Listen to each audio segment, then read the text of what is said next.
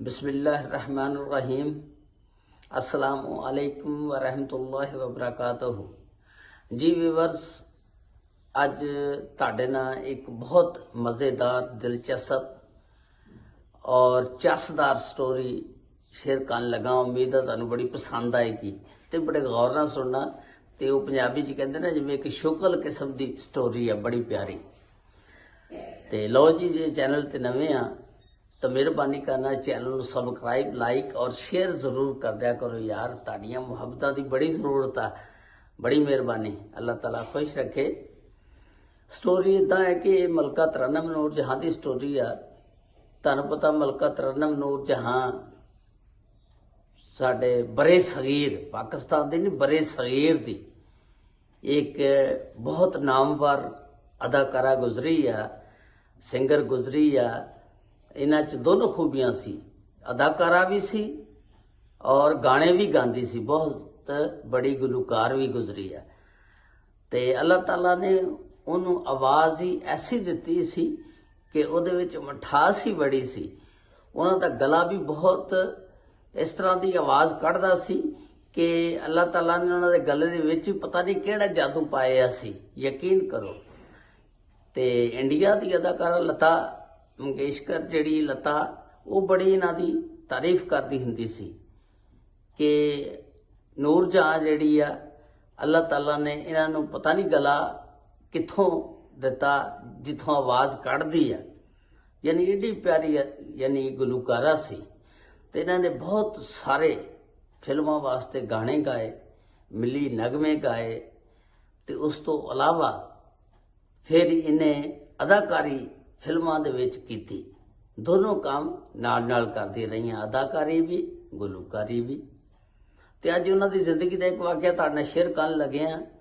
वो इस तरह कि अदाकारा नूर जहां जिस वेले इहदे ते बड़ा अरूज सी, तो लोग समझते हुंदे सी कि इहदे कोल पैसा भी बहुत ज़्यादा, और वाकई उत्ते अरूज भी बड़ा रहा।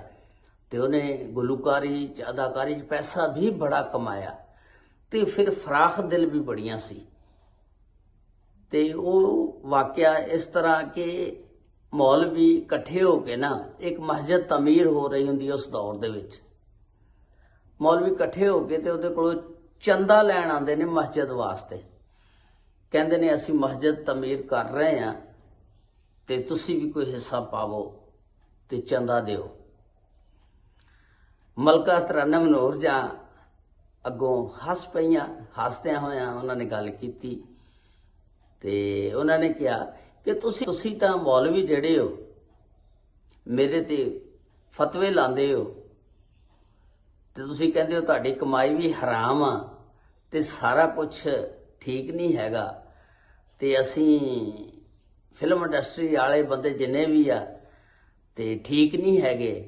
ते तवाइफ असी हैं, तुसीं कहंदे हो। ते अज तुसीं मेरे कोलों चंदा लैण आ गए हो। ते बड़ी चसदार स्टोरी अगे। वो अगों फिर मौलवी कहंदे ने, तुहानूं पता पाकिस्तान दे मौलवी फिर कोई ना कोई जोड़ तोड़ उस सवाल दा हल कढ़ लैंदे ने। अगों मौलवी सी, उन्हें कहण लगे कि मैडम साहबा, असीं जिहड़ी मस्जिद बनाउण लगे आ ना, ਉਹਦੇ ਵਿੱਚ ਜਿਹੜਾ ਤੁਹਾਡਾ हिस्सा होएगा वो मस्जिद के उत्ते नहीं लावांगे।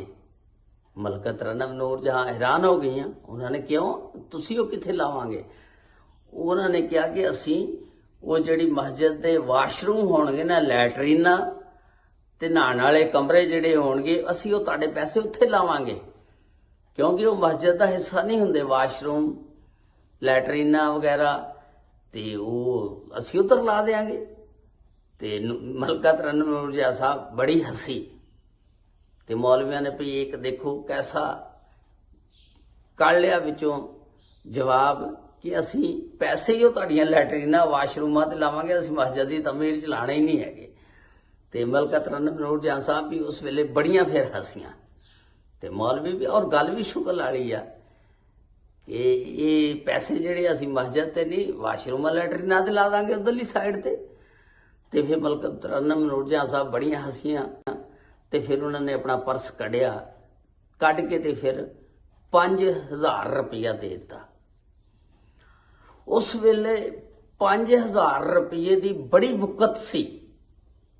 ਯਕੀਨ ਕਰੋ ਓਏ ਆ ਜਿਹੜਾ ਅੱਜ ਕੱਲ ਤਾਂ 5000 ਦਾ ਤੁਸੀਂ ਸੌਦਾ ਲੈਣ ਜਾਵੋ ਨਾ ਤੇ ਕੋਈ ਘੇ ਵਗੈਰਾ ਜਾਂ ਚੀਨੀ ਵਗੈਰਾ ਤੇ ਇਹਨਾਂ ਦੇ ਵਿੱਚ ਹੀ ਪੂਰਾ ਹੋ ਜਾਂਦਾ। ਤੁਹਾਨੂੰ ਪਤਾ ਘੇ ਦਾ ਰੇਟ ਕੀ ਆ, 500-550 ਘੇ ਆ, ਚੀਨੀ ਆ, ਤੇ ਨਹੀਂ ਸਮਝ ਲੱਗਦੀ ਸੌਦੇ ਕਿੰਨੇ ਕੁ ਆਉਂਦੇ ਨੇ 5000 ਦੇ। ਉਸ ਵੇਲੇ ਯਾਰ ਮੈਂ ਤੁਹਾਨੂੰ ਦੱਸਦਾ ਵੀ ਤਕਰੀਬਨ 86-87 ਦੀ ਗੱਲ ਆ। ਘਿਓ ਮੇਰਾ ਖਿਆਲ ਆ 7 ਰੁਪਏ ਕਿਲੋ ਆ ਡਾਲਡਾ ਹੁੰਦਾ ਸੀ, ਯਕੀਨ ਕਰੋ। ਤੇ ਚਾਹ ਦੀ ਪੱਤੀ ਇੱਕ ਹੁੰਦੀ ਸੀ, ਰਿਚ ਬਰੋ ਚੱਲਦੀ ਹੁੰਦੀ ਸੀ ਉਸ ਵੇਲੇ। ਹੁਣ ਤਾਂ ਪ੍ਰਾਈਵੇਟ ਕੰਪਨੀਆਂ ਬੜੀਆਂ ਆ ਗਈਆਂ ਨਾ। ਉਸ ਵੇਲੇ ਯੈਲੋ ਲੇਬਲ ਤੇ ਰਿਚ ਬਰੋ ਤੇ $1 ਦਾ ਪੈਨ ਹੁੰਦਾ ਸੀ ਤੇ ਤਖਤੀਆਂ ਹੁੰਦੀਆਂ ਸੀ, ਉਹਨਾਂ ਤੇ ਗੱਚ ਨਹੀਂ ਮਲਣੀ, ਉਹ ਤਖਤੀ ਅਸੀਂ ਲਿਖਣੀ। ਮਾਸਟਰਾਂ ਨੇ ਕਹਿਣਾ ਕਾਨੇ ਲੈ ਕੇ ਆਵੋ, ਤੁਹਾਨੂੰ ਕਲਮਾਂ ਘੜ ਕੇ ਦਈਏ। ਅਸੀਂ ਉਹ ਕਲਮਾਂ ਦੇ ਨਾਲ ਲਿਖਦੇ ਰਹੇ ਹਾਂ। ਹੁਣ ਤਾਂ ਯਾਰ ਜਦੀਦ ਦੌਰ ਆ ਗਿਆ, ਤਰੱਕੀ ਕਰ ਗਿਆ ਮੁਲਕ, ਪਤਾ ਨਹੀਂ ਹੁਣ ਕੀ ਕੀ ਚੀਜ਼ਾਂ। ਮੈਂ ਕਹਿੰਦਾ ਅੱਜ ਤੋਂ ਜਿਹੜਾ 50 ਸਾਲ ਬੰਦਾ ਪਹਿਲਾਂ ਫੌਤ ਹੋਇਆ ਨਾ, ਅਗਰ ਇਸ ਦੁਨੀਆ ਦੇ ਵਿੱਚ ਆਵੇ ਤੇ ਆ ਕੇ ਯਕੀਨ ਕਰੋ ਹੈਰਾਨ ਹੋ ਜਾਏਗਾ, ਪਰੇਸ਼ਾਨ ਹੋ ਜਾਏਗਾ। ਯਾਰ ਇਹ ਭਈ ਇੰਨੀ ਤਰੱਕੀ ਕਰ ਗਏ ਉਦੋਂ, ਤੇ ਹੁਣ ਤਾਂ ਜਦੀਦ ਦੌਰ ਆ ਗਿਆ। ਅੱਲਾਹ ਤਾਲਾ ਸਭ ਤੇ ਰਹਿਮਤਾਂ ਫਰਮਾਏ। ਤੇ ਮਲਕਾ ਤਰੰਨੁਮ ਨੂਰ ਜਹਾਂ ਆਪਣੇ ਦੂਸਰੇ ਜਿਹੜੇ ਨੌਕਰ ਸੀ ਉਹਨਾਂ ਨਾਲ ਵੀ ਬੜੀ ਯਾਨੀ ਪਿਆਰ ਮੁਹੱਬਤ ਕਰਦੀਆਂ ਹੁੰਦੀਆਂ ਸੀ। ਤੇ ਬਲਕਿ ਜਦੋਂ ਘਰੋਂ ਨਿਕਲਦੀਆਂ ਹੁੰਦੀਆਂ ਸੀ, ਸੁਣਿਆ ਕਿ ਉਹ ਪਰਸ ਦੇ ਵਿੱਚ ਬਹੁਤ ਜ਼ਿਆਦਾ ਪੈਸੇ ਪਾ ਲੈਂਦੀਆਂ ਹੁੰਦੀਆਂ ਸੀ। ਰਸਤੇ ਦੇ ਵਿੱਚ ਫਿਰ ਜ਼ਰੂਰਤਮੰਦ ਜਿਹੜਾ ਵੀ ਟੱਕਰਦਾ ਸੀ ਉਹਨੂੰ ਪੈਸੇ ਵੰਡਦੀਆਂ ਜਾਂਦੀਆਂ ਸੀ। ਤੇ ਅੱਲਾਹ ਤਾਲਾ ਮਲਕਾ ਤਰੰਨੁਮ ਨੂਰ ਜਹਾਂ ਤੇ ਕਰੋੜਾਂ ਰਹਿਮਤਾਂ ਨਾਜ਼ਲ ਫਰਮਾਏ। ਕਿਉਂਕਿ ਜਿਹੜਾ ਬੰਦਾ ਵੀ ਜਿਹੜਾ ਕੰਮ ਕਰਦਾ, ਹੋ ਸਕਦਾ ਹੋਵੇ ਉਹਨੇ ਆਖਰੀ ਹਿੱਸੇ 'ਚ ਮਾਫੀ ਮੰਗ ਲਈ ਹੋਵੇ, ਅੱਲਾ ਨੇ ਉਹਨੂੰ ਮਾਫ ਕਰਤਾ ਹੋਵੇ, ਤੇ ਅੱਲਾਹ ਤਾਲਾ ਨੇ ਮਲਕਾ ਤਰੰਨੁਮ ਨੂਰ ਜਹਾਂ ਨੇ ਵੀ ਮਾਫ ਕਰਤਾ ਹੋਵੇ। ਲੇਕਿਨ ਤੁਸੀਂ ਇਹ ਦੇਖੋ, ਮਲਕਾ ਤਰੰਨੁਮ ਨੂਰ ਜਹਾਂ 27ਵੀਂ ਰਾਤ ਨੂੰ ਫੌਤ ਹੋਈ ਰੋਜ਼ਿਆਂ ਦੇ ਵਿੱਚ। ਤੇ ਤੁਹਾਨੂੰ ਪਤਾ 27ਵੀਂ ਰਾਤ ਨੂੰ ਜਿਹੜਾ ਬੰਦਾ ਫੌਤ ਹੋਇਆ, ਫਿਰ ਉਹ ਤੋਂ ਮਾਹ ਰਮਜ਼ਾਨ ਹੋਵੇ, ਤੇ ਜਦੋਂ ਕਹਿੰਦੇ ਨੇ जन्नत के दरवाजे खोल दिए जाते हैं और शयातीन जकड़ दिए जाते हैं, जहन्नम के दरवाजे बंद कर दिए जाते हैं। तो ਜਿਹੜਾ ਬੰਦਾ ਵੈਸੇ ਹੀ 27ਵੀਂ ਰਾਤ ਨੂੰ ਮਾਹ ਰਮਜ਼ਾਨ 'ਚ ਮਰਿਆ ਤੇ ਫਿਲਹਾਲ ਤਾਂ ਜੰਨਤੀ ਹੈ ਨਾ, ਇਹ ਤਾਂ ਅੱਲਾ ਨੂੰ ਪਤਾ ਨਾ ਬਾਕੀ ਜਜ਼ਾ ਸਜ਼ਾ ਕੀ ਹੋਣੀ ਹੈ ਉਹਦੇ ਨਾਲ। ਇਸੇ ਤਰ੍ਹਾਂ ਲਾਲਾ ਸੁਧੀਰ ਸਾਹਿਬ ਮਾਸ਼ਾਅੱਲਾ, ਉਹਨਾਂ ਨੇ ਸਾਰੀ ਉਮਰ ਔਰਤਾਂ ਨਾਲ, ਲੜਕੀਆਂ ਨਾਲ ਡਾਂਸ ਕੀਤਾ, ਫਿਲਮਾਂ ਦੇ ਵਿੱਚ ਕੰਮ ਕੀਤਾ, ਲੇਕਿਨ ਆਖਰੀ ਟਾਈਮ ਉਹ ਮਸਜਿਦ ਦੇ ਵਿੱਚ ਮਾਹ ਰਮਜ਼ਾਨ ਦੇ ਵਿੱਚ ਰੋਜ਼ਾ ਰੱਖਿਆ ਹੋਇਆ, ਸੁਬਹ ਦੀ ਨਮਾਜ਼ ਪੜ੍ਹਨ ਜਾਂਦੇ ਨੇ।